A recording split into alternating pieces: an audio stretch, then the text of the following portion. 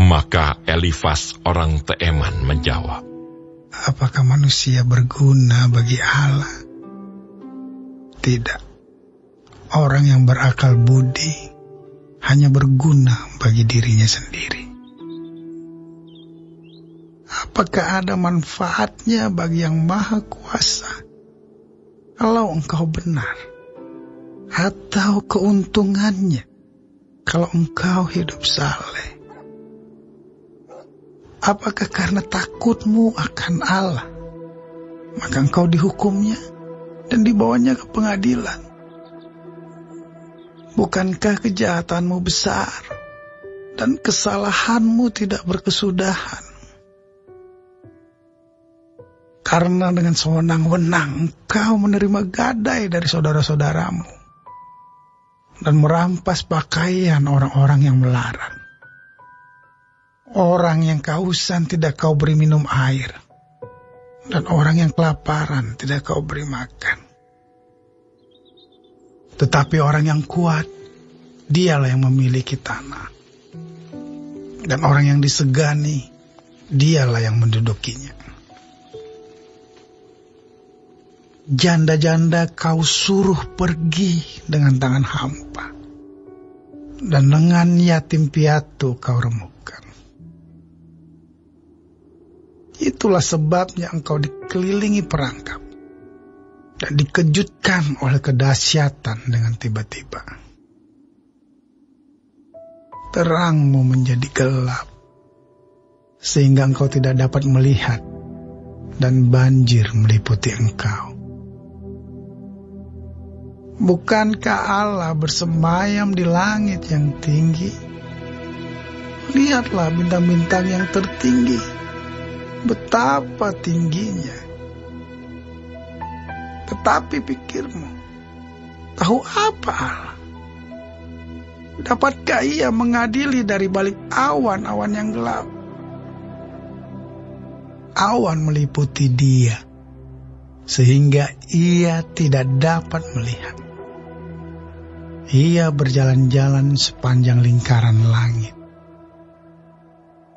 Apakah engkau mau tetap mengikuti jalan lama yang dilalui orang-orang jahat? Mereka yang telah direnggut sebelum saatnya, yang alasnya dihanyutkan sungai. Mereka yang berkata kepada Allah, pergilah daripada kami, dan Yang Maha Kuasa dapat berbuat apa terhadap kami?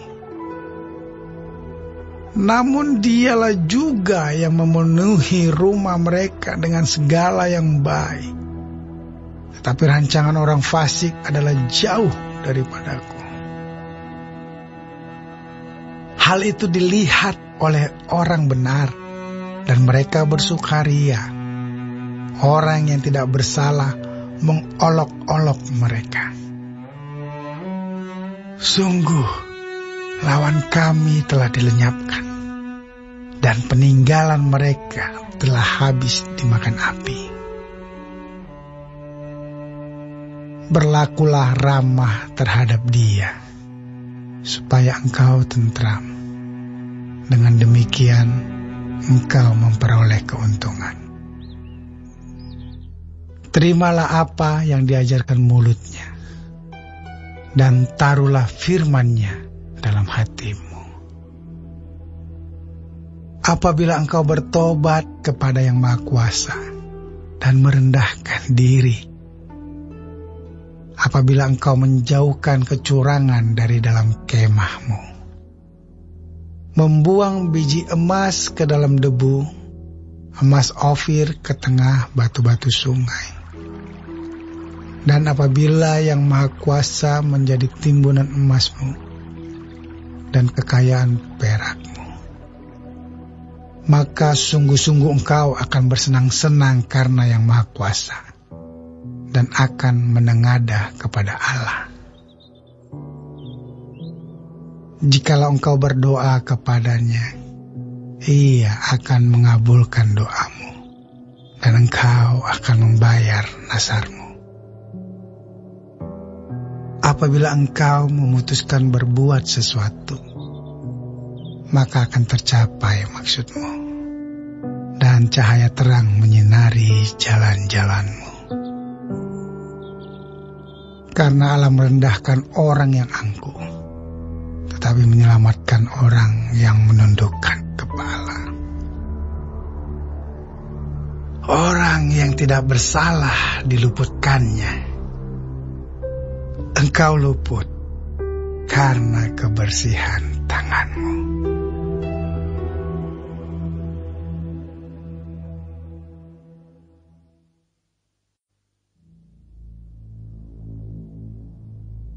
Tetapi Ayub menjawab, sekarang ini keluh kesahku menjadi pemberontakan. Tangannya menekan aku sehingga aku mengadu. Semoga aku tahu mendapatkan dia dan boleh datang ke tempat ia bersemayam.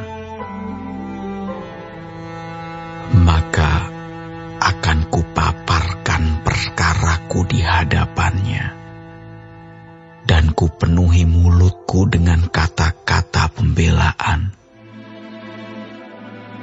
Maka aku akan mengetahui jawaban-jawaban yang diberikannya kepadaku, dan aku akan mengerti apa yang difirmankannya kepadaku.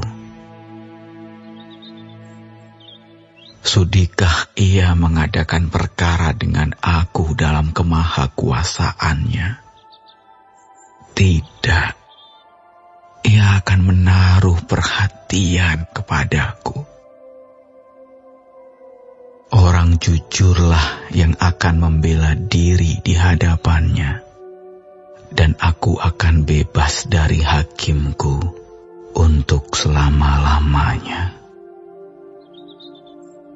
Sesungguhnya, kalau aku berjalan ke timur, ia tidak di sana, atau ke barat, tidak kudapati dia. Di utara ku cari dia, ia tidak tampak. Aku berpaling ke selatan, aku tidak melihat dia. Karena ia tahu jalan hidupku. Seandainya ia menguji aku akan timbul seperti emas. Kakiku tetap mengikuti jejaknya. Aku menuruti jalannya dan tidak menyimpang. Perintah dari bibirnya tidak kulanggar. Dalam sanubariku kusimpan ucapan mulutnya. Tetapi ia tidak pernah berubah. Siapa dapat menghalangi dia? Apa yang dikehendakinya dilaksanakannya juga. Karena ia akan menyelesaikan apa yang ditetapkan atasku. Dan banyak lagi hal yang serupa itu dimaksudkannya. Itulah sebabnya hatiku gemetar menghadapi dia. Kalau semuanya itu kubayangkan, maka aku ketakutan terhadap dia. Allah telah membuat aku putus asa. Yang Maha Kuasa telah membuat hatiku gemetar. Sebab bukan karena kegelapan aku binasa, dan bukan juga karena mukaku ditutupi gelap gulita.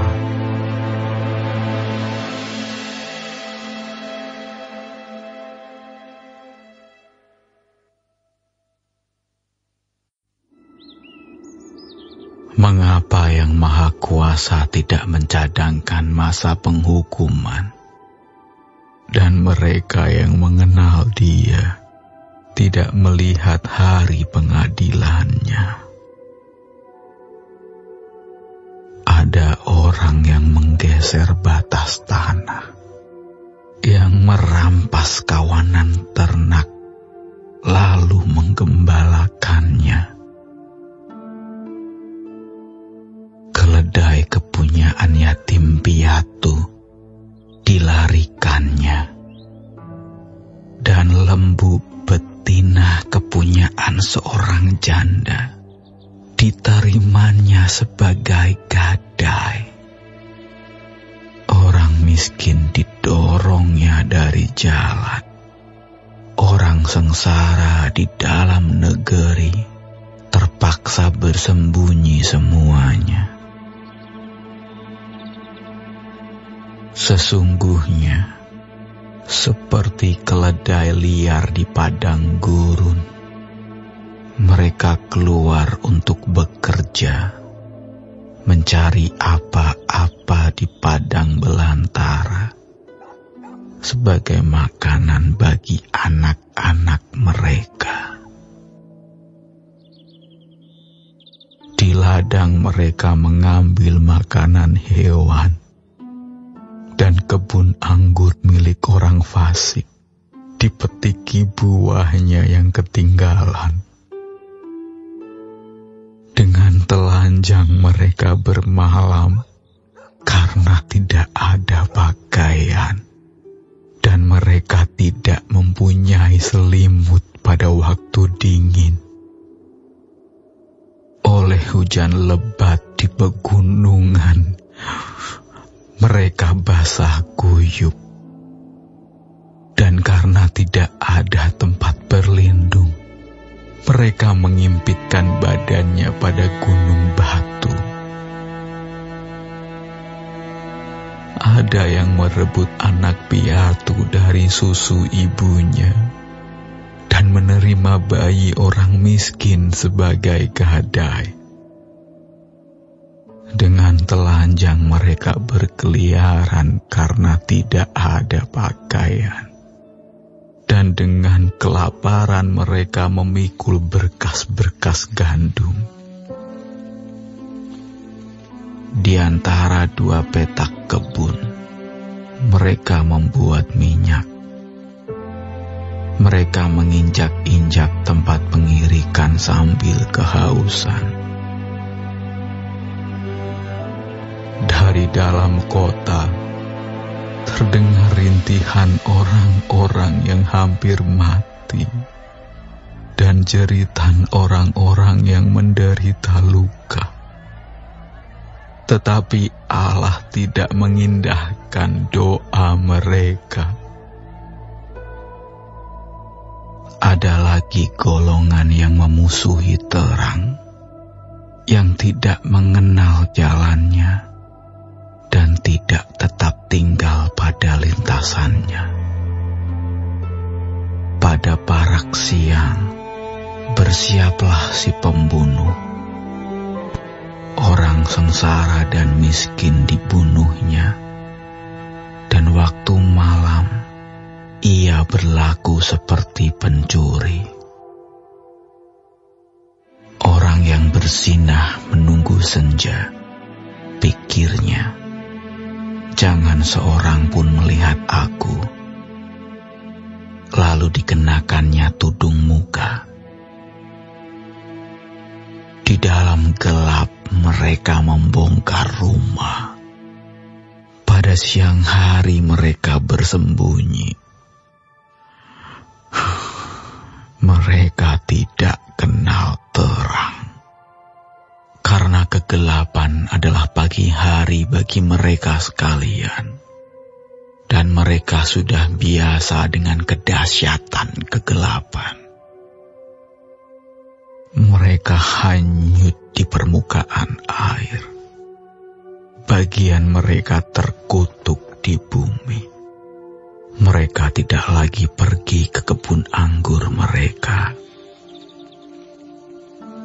Air air salju dihabiskan oleh kemarau dan panas, demikian juga dilakukan dunia orang mati terhadap mereka yang berbuat dosa. Rahim ibu melupakan dia, berengah mengerumitnya, ia tidak diingat lagi. Kecurangan dipatahkan seperti pohon kayu. Ia menjarahi perempuan mandul yang tidak beranak dan tidak berbuat baik terhadap seorang janda. Bahkan menyeret orang-orang perkasa dengan kekuatannya. Ia bangun kembali, tetapi hidupnya tidak terjamin. Allah memberinya keamanan yang menjadi sandarannya dan mengawasi jalan-jalannya. Hanya sebentar mereka meninggikan diri, lalu tidak ada lagi. Mereka luruh, lalu menjadi lisut seperti segala sesuatu. Mereka dikerat seperti hulu tangkai gandum. Jikalau tidak demikian halnya, siapa berani menyanggah aku dan meniadakan perkataanku?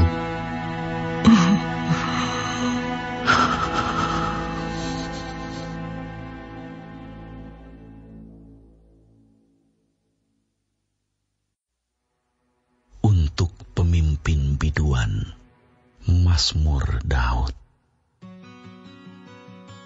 Tuhan, Engkau menyelidiki dan mengenal aku. Engkau mengetahui kalau aku duduk atau berdiri. Engkau mengerti pikiranku dari jauh. Engkau memeriksa aku kalau aku berjalan dan berbaring. Segala jalanku Kau maklumi. Sebab sebelum lidahku mengeluarkan perkataan, sesungguhnya semuanya telah Kau ketahui ya Tuhan. Dari belakang dan dari depan Engkau mengurung aku, dan Engkau menaruh tangan-Mu ke atasku. Terlalu ajaib bagiku pengetahuan itu, terlalu tinggi, tidak sanggup aku mencapainya. Kemana aku dapat pergi menjauhi Roh-Mu?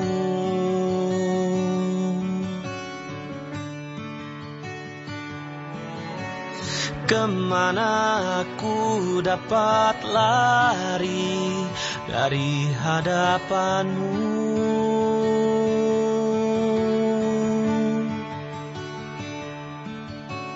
Jika aku mendaki ke langit, Engkau di sana.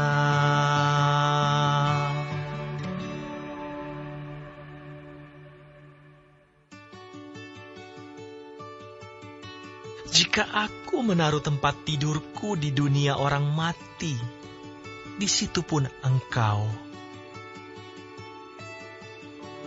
Jika aku terbang dengan sayap fajar dan membuat kediaman di ujung laut, juga di sana tangan-Mu akan menuntun aku, dan tangan kanan-Mu memegang aku. Jika aku berkata, biarlah kegelapan saja melingkupi aku, dan terang sekelilingku menjadi malam, maka kegelapan pun tidak menggelapkan bagimu, dan malam menjadi terang seperti siang, kegelapan sama seperti terang. Sebab Engkaulah yang membentuk buah pinggangku, menenun aku dalam kandungan ibuku. Aku bersyukur kepadamu oleh karena kejadianku dahsyat dan ajaib. Ajaib apa yang kau buat, dan jiwaku benar-benar menyadarinya. Tulang-tulangku tidak terlindung bagimu. Ketika aku dijadikan di tempat yang tersembunyi, dan aku direkam di bagian-bagian bumi yang paling bawah. Matamu melihat selagi aku bakal anak, dan dalam kitabmu semuanya tertulis hari-hari yang akan dibentuk, sebelum ada satupun daripadanya. Dan bagiku, betapa sulitnya pikiranmu ya Allah, betapa besar jumlahnya.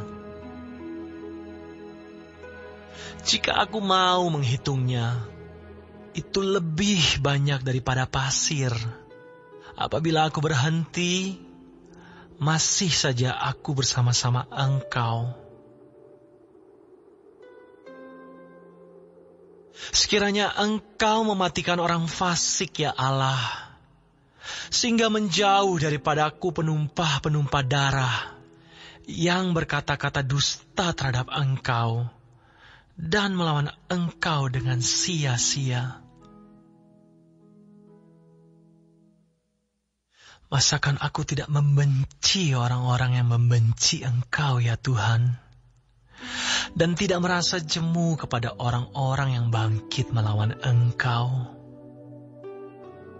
Aku sama sekali membenci mereka. Mereka menjadi musuhku. Selidikilah aku ya Allah, dan kenallah hatiku. Ujilah aku dan kenallah pikiran-pikiranku. Lihatlah apakah jalanku serong, dan tuntunlah aku di jalan yang kekal.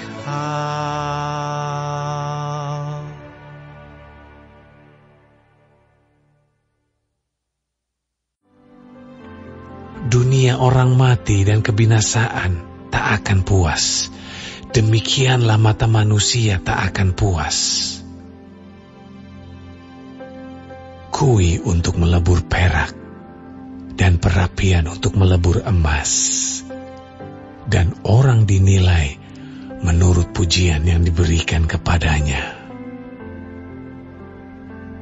Sekalipun engkau menumbuk orang bodoh dalam lesung, dengan alu bersama-sama gandum, kebodohannya tidak akan lenyap daripadanya. Pada suatu kali, serombongan orang Farisi dan beberapa ahli Taurat dari Yerusalem datang menemui Yesus. Mereka melihat bahwa beberapa orang muridnya makan dengan tangan najis, yaitu dengan tangan yang tidak dibasuh.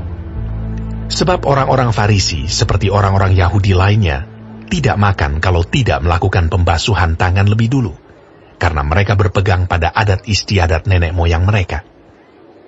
Dan kalau pulang dari pasar, mereka juga tidak makan kalau tidak lebih dahulu membersihkan dirinya.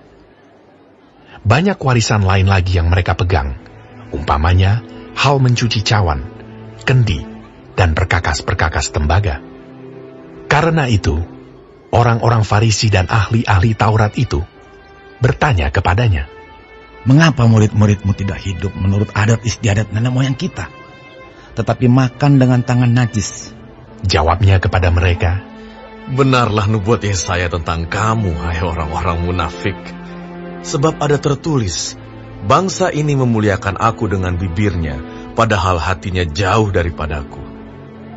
Percuma mereka beribadah kepadaku, sedangkan ajaran yang mereka ajarkan ialah perintah manusia.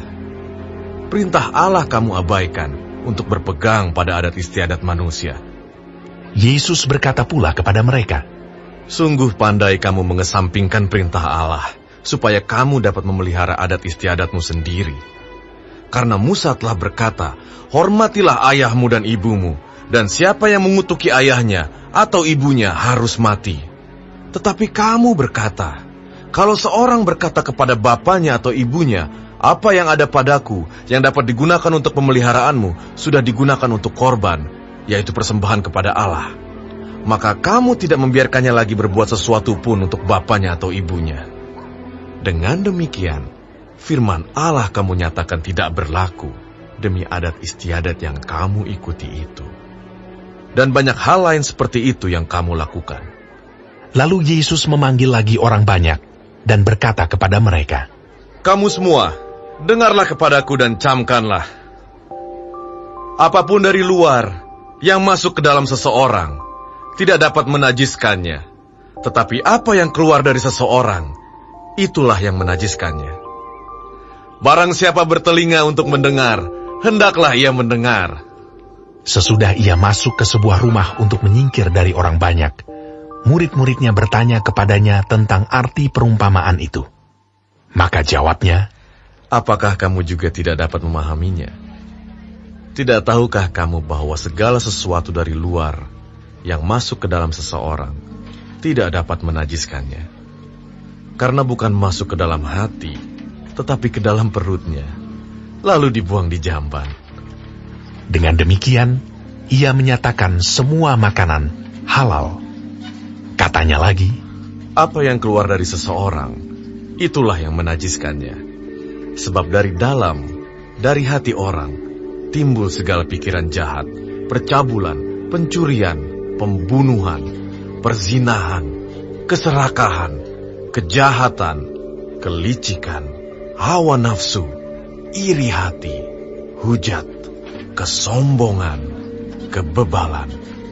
Semua hal-hal jahat ini timbul dari dalam dan menajiskan orang.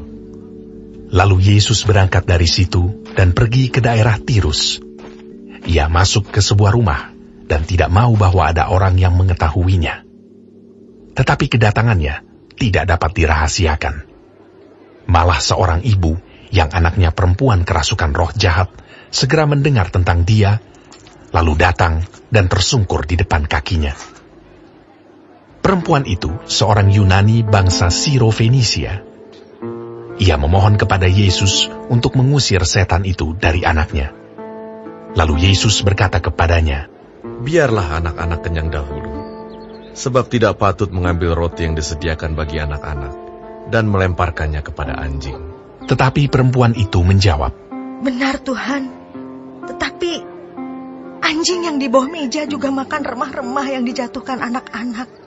Maka kata Yesus kepada perempuan itu, karena kata-katamu itu, pergilah sekarang, sebab setan itu sudah keluar dari anakmu. Perempuan itu pulang ke rumahnya, lalu didapatinya anak itu berbaring di tempat tidur, sedang setan itu sudah keluar. Kemudian Yesus meninggalkan pula daerah Tirus, dan dengan melalui Sidon pergi ke Danau Galilea di tengah-tengah daerah Dekapolis. Di situ orang membawa kepadanya seorang yang tuli dan yang gagap, dan memohon kepadanya supaya ia meletakkan tangannya atas orang itu. Dan sesudah Yesus memisahkan dia dari orang banyak, sehingga mereka sendirian, ia memasukkan jarinya ke telinga orang itu. Lalu ia meludah dan meraba lidah orang itu.